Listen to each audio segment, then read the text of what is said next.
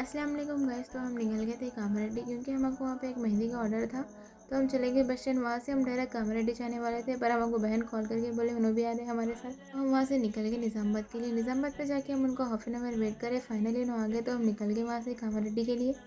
कामारेड्डी पे पहुँचने के बाद हम उनको 5-6 बार कॉल करे, फिर भी उन्होंने हमारा कॉल रिसीव नहीं कर रहे थे। तो हम समझ लिए थे कि फ्रॉड क्लाइंट है, मगर थोड़ी देर बाद उन्होंने कॉल बैक करे। तो हम चले गए लोकेशन पे जाके हम उनकी मेहंदी का वगैरह सब शूट ले लिए, फिर चाय पी के उनकी मेहंदी भी कंप्लीट कर दी। अगर से आपको मेहंदी का पूरा व्लॉग देखना है तो मेहंदी पे शादिया पे देख सकते हैं जाके। चाय पी के हम निकल गए अपने घर के लिए। रास्ते में कुछ खाने का ले लिए, फिर आ गए बस स्टैंड। बस स्टैंड में फुल पब्लिक थी आज।